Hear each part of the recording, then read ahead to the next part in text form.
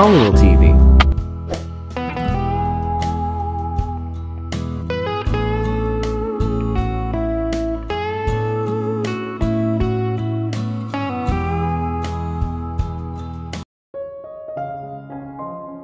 Sa kabilang banda, si Ana. Patay na ako. Ang lahat ay itim para sa akin. May naririnig akong nag-uusap. Hindi ako patay. Sinubukan kong imulat ang aking mga mata ngunit ang sakit ng ulo ko. Sino ang nagsasalita? Napaka-pamilyar ng tunog na ito ngunit sino ito? Biglang may pumasok sa isip ko. Flashback. No Sebastian, tumigil ka nga. Nagsimula akong tumakbo sa kwarto pero hinahabol niya pa rin ako. No Ana, you are mine, only mine. Nahuli ako ni Sebastian at sinabi. Namula ako nito. Sebastian, promise me na hindi mo ako iiwan. Itinanong ko. Hinalikan niya ang noo ko at sinabi, never, I won't leave you alone. Ikaw ang pinakamahalagang bagay para sa akin. I'm lucky because I have a beautiful lady on my side. End of flashback. Napasigaw ako sa sobrang takot. Nakita ko ang dalawang malamig na mata na nakatingin sa akin. It was Sebastian. Napangiti ako nito. Gumagalaw siya palapit sa akin. Savannah, okay ka lang? Tanong niya. Nakangiti akong tumango. So, now stop fucking acting around everyone, and your bastard child is also fine. Paano niya matatawag na bastard ang sariling anak? Gusto kong sabihin laban sa kanya pero hindi ko magawa. Pakiramdam ko ay tumigil na sa paggana ang dila ko, pipi ako pero walang tigil sa pagpigil ang mga luha ko. Last but not the least, kung tapos na ang acting mo, pwede ka nang pumunta sa kubo mo, at huwag na huwag mong subukang ipakita sa akin ang pangit mong mukha, sabi nito habang namumuo ang galit sa kanya. Galit ba talaga siya sa akin? Saka bakit siya nandito sa tabi ko? Libo-libong katanungan ang gumugulo sa aking isipan hanggang sa tawagin niya ako sa aking sariling pag-iisip. Stop your waterworks, sigaw niya at pinadyak ang paa sa sahig. Nang hindi tumitingin sa akin ay tumalikod siya at lumabas ng pinto. Masakit talaga ang pagtanggi niya. Napaka-miserable ng buhay ko. Mas maganda kung may pumatay sa akin pero mas deserve ng baby ko. Nangako si Sebastian sa akin na hindi siya aalis pero umalis na siya. Ang buhay ay parang laro, there would be many challenges on your way, kapag hinarap mo ito ng husto, halatang matatalo mo ito at maging kampyon ng iyong sariling buhay. Kailangan kong magbago, dapat maging matatag akong babae. Isang malakas na ina at kailangan kong harapin muli ang mundo para sa huli, maaari rin akong maging kampyon ng aking buhay. How are you feeling now? Isang boses ang nagpatigil sa aking pag-iisip. Better than what I deserved, sinabi ko. Well, I'm Dr. Thomas, pakilala niya. Nginitian ko siya. Sa kabilang banda, si Dr. Thomas. Oh God, kamukha niya ang Jade ko. Sana buhay pa ang Jade ko. Si Savannah ay may blue-green na mga mata ngunit si Jade ay may chocolate brown na mga mata.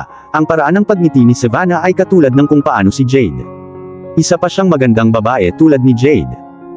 Well, Jade was my princess. She believed a prince in shining armor would save her from all risk situations. She was my baby sister who I adore much even after her loss. Ngayon ay wala siya sa amin dahil nagpakamatay siya noong 1 taon. Nakakakilabot ang dahilan, biktima ng bully ang princess ko at maraming lalaki ang gumamit sa kanya. Sana kung sinabi sa akin ng princess ko, lahat ng problema niya. Naalala ko ang huling beses na nakita ko siya. Hindi siya natuwa at naasar sa isang bagay. Nang pumunta ako para sa AMRT Medical Camp nakatanggap ako ng tawag mula sa aking kaibigan na nagsasabi sa akin na ang aking princess ay nagpakamatay. Habang nag-e-enjoy ako sa backwaters at ilang tourist places ay umiiyak ang princess ko. Talagang pinatay nito ang kapayapaan sa akin. I always tried my best for her, pero hindi ko siya nailigtas. Pumunta ako sa ilang temples at simbahan. Nanalangin din ako para sa aking princess kahit ano pa man ang aking relihiyon. Ang Karnataka ay isa sa umuunlad na estado ng India at ang Kerala ay kilala bilang sariling bansa ng God na may mga backwaters, nature, culture, at traditions. Ang aking princess ay nag-google ng mga larawan ng mga lugar na ito isang araw bago ako umalis, at sinabi sa akin na nais niyang maging bahagi ng paglalakbay na ito, ngunit tila may bumabagabag sa kanya. Gusto kong maglibot sa mga lugar na gustong makita ng aking prinsesa. I really miss her, she was our everything. The best sister. She was the happiness of our family which now broken into tiny pieces. Savannah reminds me of my princess very much. Nang malaman ko na sinubukan ni Savannah na magpakamatay, dinadala nito sa akin ang lahat ng masamang alaala ng pagkamatay ng aking mahal na kapatid. Sana mahanap ni Savannah ang kapayapaan sa kanyang buhay. Sa kabilang banda, si Savannah. Mukhang maalaga at mabait na tao si Dr. Thomas. Kinakausap niya ako na parang pamilya, hindi parang doctor-patient manner. Being pregnant is not an easy thing to handle. 5.5 buwan akong buntis. Sinabi ng lahat sa akin na huwag i-pressure ang aking sarili na mag-isip tungkol sa mga hindi kinakailangang bagay, ngunit may ilang mga problema na bumabagabag sa akin. Para akong drama queen. Nang maramdaman kong mag-isa lang ako, sinubukan kong magpakamatay. Tingnan mo kung gaano ako katanga. Sinusubukang magpakamatay at tumakas sa sarili kong buhay. Wala akong narinig tungkol kay Sebastian. Why the hell I'm thinking about him, let him fuck his personal assistant. Hindi ko na siya pupuntahan. Alam ko naman na ayaw niya sa akin at sa baby namin, no my baby. May kasabihan na, every dog has its day. So, Sebastian Montemayor, itong si Savannah Anderson ay may araw din. Isang araw para ipakita sa iyo ang lahat ng sakit na dinanas niya, kaya, humanda ka. Ana, can you deliver this food to room number 365? And be nice, it's the new owner of our hotel, sabi ni Clara sa akin. Dahan-dahan kong ginalaw ang trolley at ginamit ang elevator para sa room number 365. Inayos ko ang damit ko at kumatok sa pinto. 2 minuto. Hindi ba nila bubuksan ang pinto? Naiinis na ako. Kumatok ulit ako, walang sagot ulit. Babalik na sana ako nang biglang bumukas ang pinto. May nakatayong matandang lalaki at babae. Kamukhang kamukha ko ang babae. Bakit kakaiba ang iniisip ko? Siyempre pregnancy hormones. Oh sorry, and thanks for your service, sabi ng matandang lalaki. Ngumiti lang ang ginang. I gave a smile at naglakad palayo. Sa kabilang banda, si Mr. John Manhattan. Oo, tama ka, siguro dapat nating tanungin si Mr. Montemayor tungkol sa Japan project. He is much into this field. Sinabi ko kay Carlos, isang kliyente mula sa Brazil. Mr. Manhattan, I'll contact Mr. Montemayor and ask. Sagot niya. Okay, pagkatapos makipag-ugnayan sa kanya, tawagan mo ako. Sure Mr. Manhattan, sabi niya at ibinaba ang telepono. Inilagay ko ang phone ko sa drawer, at naglakad papunta sa asawa ko na mukhang upset. Mrs. Manhattan, anong nangyari? Bakit parang upset ka? Tanong ko sa kanya. Wala naman, sagot niya na may dull face. Alam kong may bumabagabag sa kanya. Well then, care to share what is haunting my beautiful wife? Sarkastikong tanong ko. Nagsimula siyang umiyak. Rose, umiiyak ka ba? Anong nangyari? John, napansin mo ba yung waitress na babae? No, I didn't. John, kamukha ko talaga siya. Ano? Yes, John, I guess she is our daughter Diana. Nang marinig ko ang pangalang iyon ay nagsimulang tumulo ang mga luha ko. Miss ko na ang prinsesa ko. Nawala siya sa mga kamay ko. Siya ay isang magandang baby girl, ang aking baby girl. Ipinanganak siya 6 na taon pagkatapos ng aming kasal. Siya ang aming nag-iisang anak. Hindi ko maisip ang mga araw na iniiyakan natin ang pagbabalik ng ating prinsesa. Ilang gabi tayong walang tulog. And now I want to meet that girl to make sure na siya ang prinsesa ko. Niyakap ko ang asawa ko at tumawag sa reception para ipadala siya dito. Sinabi nila sa akin na ang pangalan niya ay Savannah. Sa kabilang banda, si Savannah. Savannah, Mr. Manhattan wants to meet you, sabi sa akin ni Mary. Mr. Manhattan, bakit? Tanong ko. Hindi ko alam, sagot niya. OMG, he is calling to fire me. I guess I did some stupid things there. Ano ang gagawin ko kung mawalan ako ng trabahong ito? Naglakad ako papunta sa kwarto nila, at kumatok. Sa isang katok lang ay binuksan niya ang pinto. Hello Savannah, get in, sabi niya sa akin. Nabigla ako. Thank you Mr. Manhattan. It's our pleasure, sagot ng magandang ginang. Bakit niyo po ako pinatawag? Tanong ko. Wala lang, gusto lang naming malaman ang tungkol sa'yo. You look so sweet, sinabi niya. Sir, wala pong dapat malaman tungkol sa akin, sabi ko. Please dear, sabi ng ginang. Tumango ako. Inutusan nila akong umupo. Well, my name is Savannah Anderson. Hindi ko alam kung saan ako ipinanganak dahil nakita ako ni Uncle sa isang kalye at inalagaan niya ako. Nagkaroon siya ng orphanage at isa ako sa mga orphans doon. Wala akong alam ng kahit ano tungkol sa aking mga magulang dahil ako ay napakaliit noong ako ay itinapon sa kalye. After 10th grade, ako ay nagsimulang magtrabaho sa isang cafe.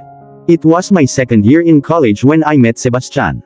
We got married but ended up divorced. The reason was so dumb. He accused me of cheating and threw me out of his life. I didn't cheat on him. I love him but he doesn't. He is currently in a relationship with his personal assistant, and I'm pregnant with his baby. That's all about me. Well, Savannah, what is your age? Tanong ni Mr. Manhattan. 21, sagot ko. Okay, Savannah, are you feeling something while looking at my wife? Napatitig ako sa ginang. Yes sir, she is looking a lot like me. If you get offended then I'm sorry. Sagot ko naman. I'm not offended, Savannah. Can we test your DNA test with us? Wika ng ginang. Bakit ma'am? Dahil baka ikaw ang aming Diana. Diana? Oo, ang aming daughter. She was 5 months nang siya ay nawala, sabi ni Mr. Manhattan. Sa kabilang banda, si Mr. John Manhattan. Daddy, Daddy, Daddy, naririnig ko ang isang maliit na batang babae na umiiyak. Ang cute niya, ang babae ay mukhang inosente. Daddy, I'm going, nagsimula siyang umiyak. Diana, my princess, napasigaw ako sa sobrang takot. John, anong nangyari? Tanong sakin ni Rose. Muli ang nakakatakot na panaginip. Oh John, it's okay, feeling ko anak natin si Savannah. Kahit hindi siya, gusto kong maging nanay niya, sabi ni Rose. Rose, gusto ko rin yan. Honey, matulog ka na. Sa kabilang banda, si Sebastian. Napaungol si Cassandra habang patuloy akong tinutulak sa kanya. Pareho kaming nasa tuktok ng aming orgasm. Naninikip ang kanyang mga pader habang patuloy akong tumatama sa kanyang kinatatayuan. Ang pagtawag sa isa't isa sa aming dalawa ay rurok. Gumulong ako sa kaliwang bahagi ng aking kama. Hindi ko alam kung anong nangyari pero may kulang. 6 months bago naging normal ang lahat. Nagkaroon ako ng kapayapaan, pag-ibig, pag-aalaga, at isang freaking wife. Ngunit ngayon ay mayroon ako, pag-ibig, at isang magandang girlfriend. Madaling gawing akin si Cassandra. Magpo-propose na ako sa kanya. Alam ko si Cassandra ay magiging ideal wife siya para sa akin, hindi tulad ng slot na iyon. Ang ex ko. Kinabukasan.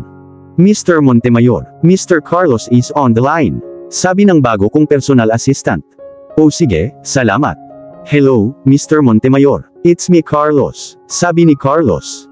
Oh, Carlos, no need of formalities. Call me Sebastian, we are freaking childhood friends. Tumawa si Carlos. Sebastian, so how are you?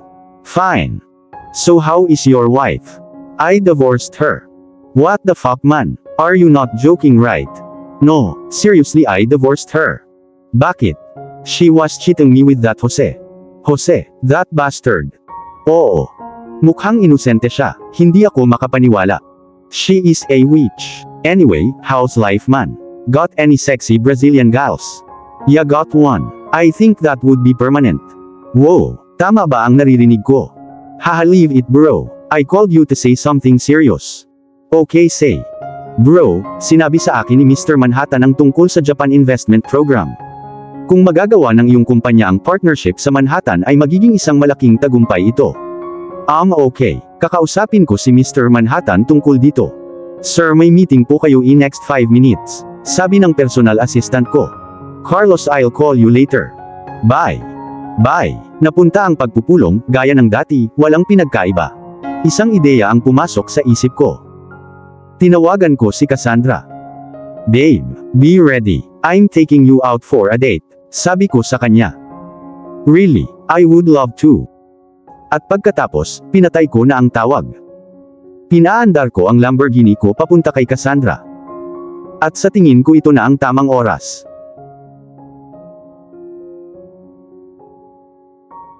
At dito na po, nagtatapos ang part 2 ng ating kwento. Sabay-sabay po nating abangan ang susunod na kabanata. Maraming salamat po. God bless and ingat po tayong lahat.